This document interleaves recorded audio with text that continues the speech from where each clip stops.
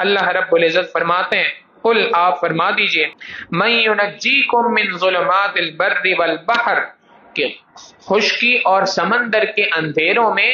کون سی ذات ہے جو تمہیں نجات عطا کرتی ہے؟ تدعونہ تضرعا وخفیہ، جس ذات کو تم پکارتے ہو گڑ گڑا کر ذلت کے ساتھ اور چپ کے پکارتے ہو، اس ذات کے علاوہ کون سی ذات ہے جو تمہیں نجات دیتی ہے؟ یعنی جب سمندر کے اندر پریشانی آ جائے، اس کے اندر کوئی مصیبت آ جائے، سمندری طوفان کی صورت میں یا کوئی ایذا پہنچانے والی موذی مخلوق اللہ کی جانب سے وہاں پہنچ جائے، بڑی بڑی مچھلیاں ہیں، کسی بھی وجہ سے اگر تم راستہ بھٹک جاؤ، ان تمام صورتوں میں کون سی ذات ہے جس کو تم پکارتے ہو جب تمہیں اپنے سر پہ موت نظر آتی ہے؟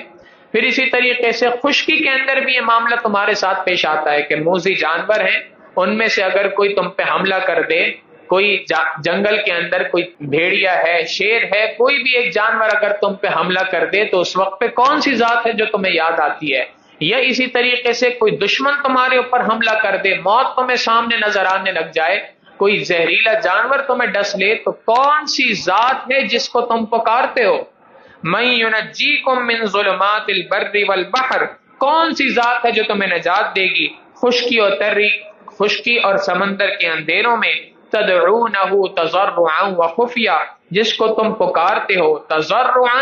گڑ گڑا کر، جس کو تم پکارتے ہو اپنے آپ کو ذلیل شمار کر کے، یعنی جب اللہ رب العزت کو بلند آواز سے پکارتے ہو اور اس کے سامنے اپنی حقارت کو پیش کرتے ہو، اپنے آپ کو حقیر سمجھ کے اللہ کے دربار میں پیش کرتے ہو، تو تم تو اپنی سب سے زیادہ تذلیل اس وقت کر رہے ہوتے ہو۔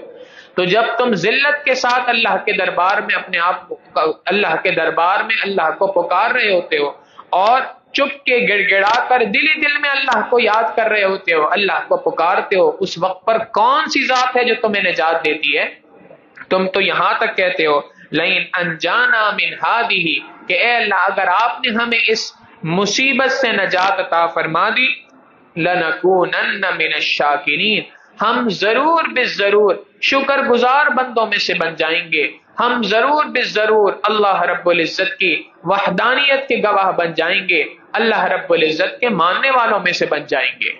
اس وقت پہ تو تم یہ بات کہتے ہو، مگر جیسے ہی وہ ذات تمہیں وہاں سے نکال کر خشکی پہ لے آتی ہے، تمہاری اس پریشانی کو دور کر دیتی ہے، تو پریشانی دور کر دینے کے فوراً بعد تم اسی ذات کے ساتھ دوسری چیزوں کو شریک کرنا شروع کر دیتے ہو، تو اس سے زیادہ بے انصافی کیا ہو سکتی ہے؟ اس سے زیادہ بری بات کیا ہو سکتی ہے کہ جو ذات تمہیں موت سامنے آتے ہوئے نظر آ رہی ہے، موت کے وقت پہ تمہیں اللہ کے سوا کوئی دوسری ذات نظر نہیں آ رہی، تو یہ تو اس بات کی کھلم کھلا دلیل ہے کہ واقعی حقیقی معبود تو ایک اکیلا تنہا اللہ رب العزت ہے، کیونکہ موت کے وقت پہ انسان کے منہ سے سچ نکلتا ہے، سچ کے سوا کچھ نہیں نکلتا اس وقت پر، لہٰذا اگر اس وقت پہ تمہاری زبان سے اللہ ہی کا نام نکل رہا ہے،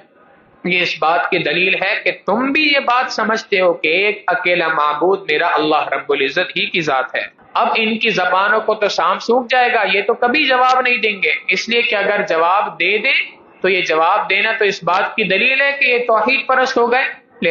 لہٰذا یہ حق کو جاننے کے باوجود جواب نہیں دیں گے، تو آپ میرے محبوب صلی اللہ علیہ وسلم خود فرما دیجئے، قل آپ فرما دیجئے اللہ ینجیکم منہا ومن کل کرب، اللہ ہی وہ ذات ہے جو تمہیں اس تکلیف سے نجات عطا کرتی ہے، ومن کل کرب،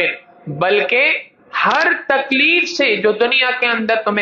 تمہارے اوپر لاحق ہوتی ہے، جو پریشانی تمہارے اوپر آتی ہے، اس پریشانی سے نجات دینے والی ذات اللہ کے سوا کوئی دوسری نہیں ہے، ومن کل کرب، ہر پریشانی سے نجات دینے والا اللہ ہی ہے، ثم انتم تشرکون، جب تم اس بات کو جانتے ہو، اس کے جان لینے کے باوجود تم اللہ کے ساتھ کسی کو شریک کر رہے ہو، یہ کیسی نا انصافی والی بات ہے جو تم دنیا کے اندر کر رہے ہو۔